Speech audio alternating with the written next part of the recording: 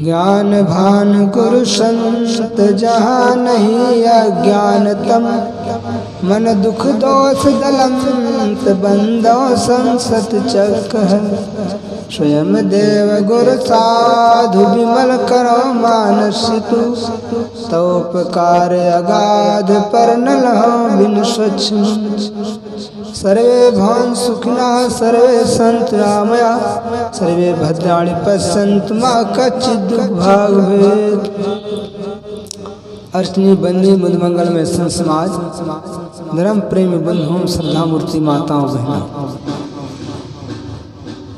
सदगुरु कबीर साहब ने एक शब्द में कहा है, बंदे कर ले आपने बेरा, आप जत लखाप ठौर कर मैं कहाँ घर तेरा। यही अवसर नहीं चेतो प्राणी अंत कोई नहीं तेरा, कहें कबीर सुनो हो संतो कठिन काल को घेरा। साहब कहते हैं, ऐ बंदे मंदलियों का गुलाम बना हुआ है जीवात्मा, तू अपने आप का इन बंधनों से छुटकारा कर ले। बंधन कौन है? खानी बानी दो जाल विकराल ये बंधन, इनसे हमें छुटकारा करना है। खानी जाल मोटी माया स्त्री दाम जमीन आदि, और बाड़ी जाल झीनी माया है ईश्वर खुदा परमात्मा कहीं बाहर है, उसकी कल्पना करते हैं हम। तो खानी जाल और बाड़ी जाल, ये दो जालों में हम फंसे। इसलिए सदगुरु कबीर साहब हमें यहाँ कहते हैं कि इन जालों से अपने आप को छुटकारा कर ले, इन बंधनों से छुटकारा कर। आप जितला खाप ठोर कर मुझे कहाँ घर तेरा, आप जीते जी अपने को लखो मैं कौन हूँ, और ठौर ठिकाना बना लो, मर जाने पर तुम्हारा घर कहाँ होगा। जीते जी अपने को लखो मैं कौन हूँ, मैं इस शरीर में रहने वाला चेतन ड्राइवर आत्मा हूँ, इस शरीर को चलाने वाला। ये ऐसा अपने को लखो। जैसे मोटर को चलाने वाला ड्राइवर होता है, ड्राइवर मोटर को चलाता है, मोटर बिगड़ जाती है तो उसको पता चलता है। इसी प्रकार ये शरीर रूपी मोटर को चलाने वाले हैं, और कोई दुख सुख का होता है तो उसको हमें ही ज्ञान होता है। इसलिए हम चेतन आत्मा है, ड्राइवर शरीर के चलाने वाले। जैसे मकान में रहने वाला मकान मालिक होता है, कभी मकान को छोड़ करके अलग चला जाता है, तो मकान में रहने वाला जैसे मकान मालिक होता है, मकान मालिक से अलग होता है, मकान से मालिक अलग होता है। इसी प्रकार हम इस शरीर में रहने वाले, इस शरीर को चलाने वाले चेतन ड्राइवर इस शरीर से भिन्न है। इस शरीर में रह करके इस शरीर रूपी मोटर को चलाते हैं। ऐसा हमको ज्ञान हो, मैं अजर हमारा खंड अविनाशी हूँ, अपने जीते जी लखे मैं कहाँ घर तेरा। साहब कहते हैं, इस जीवन में रहते हुए अपना ठौर ठिकाना बना लो।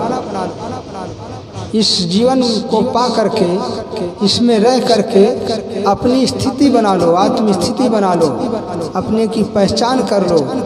मर जाने पर तुम्हारा घर कहाँ होगा? पशु पक्षियों की खानी में जाओगे तो वहाँ ये भूमिका नहीं है, ज्ञान की भूमिका नहीं है, वो भोग भूमिका है। यहाँ हम ज्ञान की प्राप्ति करके कर्मों का सुधार कर सकते हैं। पशुओं में प्राकृतिक जीवन होता है, उनका सुधार नहीं होता है। जो वो भोगे हैं, कर्म भोगते हैं, और नया वो कोई सत्कर्म नहीं कर सकते, भक्ति नहीं कर सकते। ये मनुष्य जीवन में ही संभव है। इसलिए इस मनुष्य जीवन में अपने को लखो मैं कौन हूँ, और ठौर ठिकाना अपना बना लो। मर जाने पर तुम्हारा घर कहाँ होगा।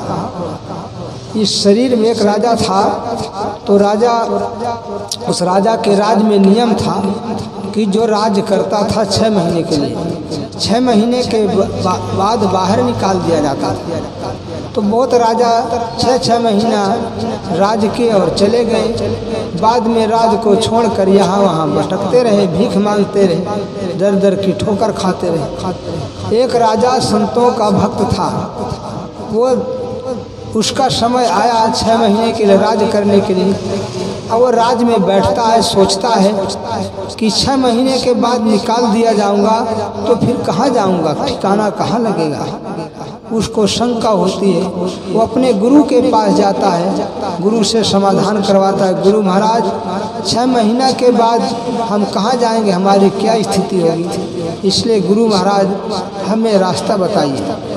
गुरु महाराज कहते हैं बेटा तुम जो है अपने 6 महीने के राज में बढ़िया दान पुण्य करो, सेवा भक्ति करो, और अपने राज्य में रहते हुए एक जंगल में आश्रम बनवा लो और बढ़िया वहाँ व्यवस्थित आश्रम बना लो, समय से जाया आया करो।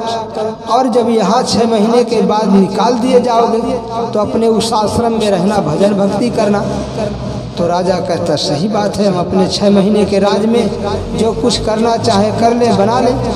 तो राजा ने वैसा ही किया, जंगल में आश्रम बनवा लिया, सब व्यवस्था कर लिया और साधु संतों को सेवा करता रहा, भजन भक्ति करता रहा, उपदेश सुनता रहा। जब 6 महीना पूरा हुआ, राजा का समय समाप्त हुआ, वहाँ से राजा निकाल दिए गए, अपने उसी बनाए हुए जंगल के आश्रम में आकर रहते हैं, भजन भक्ति करते हैं, उनका जीवन कृतार्थ हो जाता है, संतों की सेवा से करते रहते हैं। तो ऐसे ही ये मनुष्य जीवन हमको मिला 6 महीने का राज। 6 महीने का राज मतलब 6 ऋतुओं में हमारा जीवन समाप्त हो जाता है, 6 दिन में हमारा जीवन समाप्त हो जाता है। इसके बाद हमने जो सत्कर्म धर्म भक्ति किया, पाप पुण्य किया, उन्हीं कर्मों को लेकर परलोक रूपी आश्रम में जाते हैं, दूसरा जीवन धारण करते हैं। यहाँ जो हमने किया, अगर अपना परलोक रूपी आश्रम बना लिया, अच्छी जगह मनुष्य का जीवन फिर मिला, तो फिर वहाँ साधु संतों का सत्संग मिलता है, सेवा भक्ति कर पाते हैं। अन्यथा जिन्होंने इस जीवन को पा करके 6 महीने 6 ऋतुओं के अंदर अपना सत्कर्म भक्ति नहीं किया, दान पुण्य नहीं किया, अपना परलोक रूपी आश्रम नहीं बनाया, तो फिर यहाँ से शरीर छोड़कर जाता है तो पशु पक्षियों की खानी में भटकता है। क्योंकि भक्ति भजन नहीं किया, पशुवत कर्म किया, भोगों को भोगा, भजन न किया, मर करके पशुओं की खानी में गया, दुर्दशा को प्राप्त होता है। इसलिए साहब कहते हैं यही अवसर नहीं चेता प्राणी अंत कोई नहीं तेरा। ऐ प्राणी ऐसे सुंदर अवसर को पा करके आज नहीं चेता है, तो फिर साहब कहते हैं मुझे मर जाने पर तुम्हारा कौन साथी होगा, अंत कोई नहीं तेरा, कोई साथ नहीं देगा। इसलिए साहब कहते हैं यह असर नहीं चेता प्राणी अंत कोई नहीं तेरा, कहे कबीर सुनो हो संतों कठिन काल को घिरा।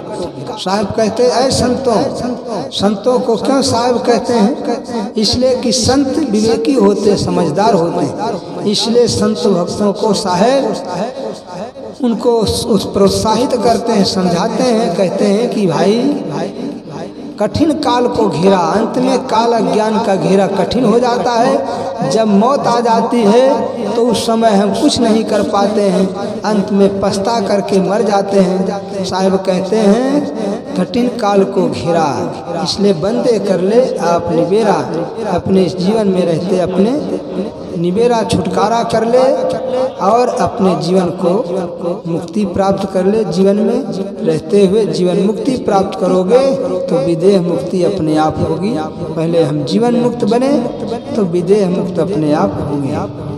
बंदे कर ले आप निबेरा।